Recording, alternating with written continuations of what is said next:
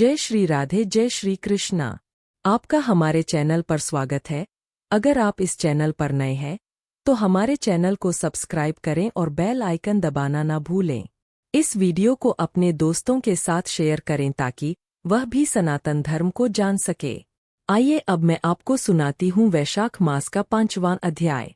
देवर्षि नारद जी आगे बोले, हे राजन, वैशाख मास सारे धर्मों से, सब प्रकार के तपों से, साल के सारे महीनों से और सारे दानों से कहीं बढ़कर है। इसकी महिमा मैं आपके सामने स्पष्ट करता हूँ, आप ध्यान से सुने। जब प्रलय काल में सारे युगों का अंत हो जाता है, तब सारे देवताओं के अधिपति भगवान विष्णु सृष्टि के सारे जीवों को अपने उदर में समेटकर प्रलय काल में समुद्र में शयन करते हैं और योग माया के प्रभाव से अनेक रूपी एकता को प्राप्त करते हैं। उसके पश्चात एक नियमित समय के व्यतीत होने पर वेद प्रार्थना करके भगवान अपने उदर में रक्षित जीवों को उनके कर्मों के अनुसार फल देने के विचार से पूरी सृष्टि की रचना का विचार करते हैं। ऐसी स्थिति में त्रैलोक्य का आधार स्वरूप सोने का कमल उनकी नाभि से प्रकट होता है। उस सोने के कमल से ब्रह्मा जी उत्पन्न होते हैं और विराट पुरुष स्वरूप में भगवान 14 भुवन उत्पन्न करते हैं। इनकी उत्पत्ति के विभिन्न प्रकार के धर्म और आशय है। ऐसे अनेकों समूहों की उन्होंने रचना की है और सत, रज और तम इन तीनों गुणों की रचना की है। प्रकृति मर्यादा और 14 भुवनों के स्वामियों की रचना की है। इसके पश्चात वर्णाश्रम धर्म की स्थापना करके उसका विभाजन करते हुए धर्म के भावी स्वरूप की कल्पना करते हुए चारों वेदों, तंत्र मंत्र, स्मृति, पुराण, इतिहास इत्यादि की रचना करके प्रवर्तक ऋषियों को प्रकट किया है। इन ऋषिवरों ने अलग अलग वर्गों में अलग अलग धर्मों की प्रवृत्तियों की रचना की। इन प्रवृत्तियों और धार्मिक आचरणों का समस्त जन समाज पालन करने लगा। कुछ समय बाद स्वयं घट घट के वासी अविनाशी भगवान विष्णु पृथ्वी पर मनुष्यों द्वारा धर्म व्यवस्था की इस दशा को देखने के लिए आए। लोगों की धर्म प्रवृत्ति को जगाने के लिए, परीक्षा लेने के लिए वे वहां पर आए। यहाँ आकर मनुष्य जाति की दशा देखकर भगवान की चिंता बढ़ गई। वे मनुष्यों के धर्म पालन की स्थिति पर विचार कर चिंता करने लगे। मेरे द्वारा निर्मित इस वर्षा काल में समस्त प्रजाजन दुखी है। सब तरफ मनुष्य का जीवन पूरी तरह अस्त व्यस्त हो रहा है। इससे सब धर्मों के पालन करने में भी कठिनाई हो रही है। शरद ऋतु में सब खेत बयार में लग रहे हैं। इस कारण से धर्म का पूरी तरह पालन नहीं हो रहा है। कोई पके फल की आशा में व्यग्र है तो कोई वर्षा से पीड़ित है। कोई शीत से पीड़ित होने के कारण धर्म से विमुख है। इन प्राणियों की दशा देखकर मुझे रोष होता है। इन प्राणियों के विपरीत बुद्धि देखकर मुझे संतोष नहीं है। हेमंत ऋतु में शीत के प्रभाव के कारण मनुष्य प्रातःकाल सोकर नहीं उठते हैं।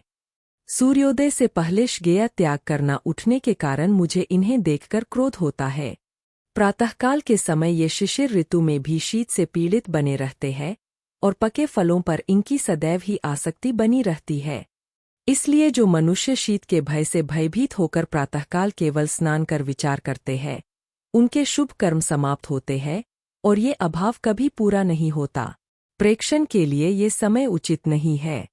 भगवान ने ऐसा विचार कर वसंत ऋतु को सारे पापों को निवारण करने के योग्य माना। भगवान ने विचार किया कि स्नान, ध्यान, दान, यज्ञ क्रिया, भोग इत्यादि सारे कार्यों के लिए और धर्म की साधना के लिए ये ऋतु बड़ी ही उपयोगी है। सारे प्राणी इस ऋतु में सारे भोग्य पदार्थों को प्रयास रहित होकर सहजता से प्राप्त करते हैं। सारे द्रव्य वसंत ऋतु में प्राणियों को सुखदायक मालूम होते हैं। जो प्राणी विष्णु भगवान के आधारभूत है, द्रव्य उनके धर्म का साधन है। दान, धर्म और सब प्रकार के द्रव्यों को भोगने के योग्य निर्धन, लूले, लंगड़े आर्थ और महात्माओं को समस्त द्रव्य और जल इत्यादि पूरी तरह सुलभ है। ये सत्य है कि इन द्रव्यों से मेरे प्रिय जन अपनी आत्मा के हित साधते हैं और मेरे प्रिय धर्मों का पालन करते हैं। पत्र, पुष्प, फल और शाक इत्यादि एवं प्रिय वचनमाला, तांबूल, चंदन और पात प्रक्षालन कर विनम्रतापूर्वक साधना करते हैं और मैं इनको वर देता हूँ। लक्ष्मी जी से यह कहते हुए विचार कर भगवान विष्णु जी लक्ष्मी जी के सहित चारों ओर वनों को निहारते हुए चले। वनों में नाना प्रकार के पुष्प खिल रहे हैं। हृष्ट पुष्ट प्राणी निवास करते हैं और मदमस्त भ्रमर एवं पक्षी विचरण कर रहे हैं। भगवान विष्णु ग्राम वासियों के सुंदर आश्रम, आंगन, उद्यान और अन्य स्थल लक्ष्मी जी को दर्शाने लगे। देवगण, ऋषिगण, सिद्ध, गंधर्व, चारण, किन्नर, नाग एवं राक्षस इत्यादि स्तुति करने लगे।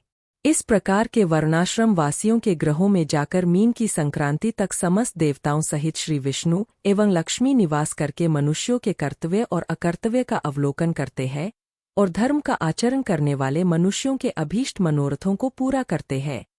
जो पुरुष धर्म से विमुख होकर मदान्त हो रहे हैं, उनकी आयु और धन का हरण करते हैं। वैशाख मास में जो धर्मात्मा भगवान विष्णु का विधिवत पूजन करते हैं, साधु महात्माओं की इस माह में तो पूरी सेवा करते हैं, लेकिन साल के अन्य महीनों में ऐसा नहीं करते हैं।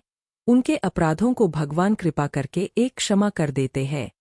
जिस प्रकार राजा को देखकर उस देश के रहने वाले मनुष्य बहुमूल्य भेंट और उत्तम उपहारों को लेकर अपने राजा का स्वागत एवं पूजन करते हैं और राजा इससे प्रसन्न होकर ये समझ लेता है कि अमुक की सेवा पूर्ण है या न्यून या अधिक है, तो इसी निर्णय के आधार पर राजा प्रसन्न होकर उन्हें मनवांछित फल प्रदान करता है।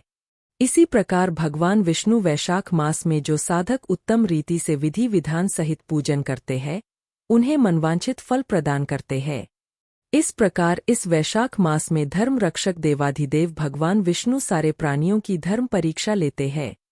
इसलिए साधक को चाहिए कि वो भगवान की इस परीक्षा में खरा उतरने के लिए पूरा प्रयास करें। बोलो विष्णु भगवान की जय। तो यह था वैशाख मास का 5वां अध्याय। अगर आपको वीडियो पसंद आई तो इसे लाइक करें, शेयर करें और कमेंट करें। हरे कृष्णा, राधे राधे।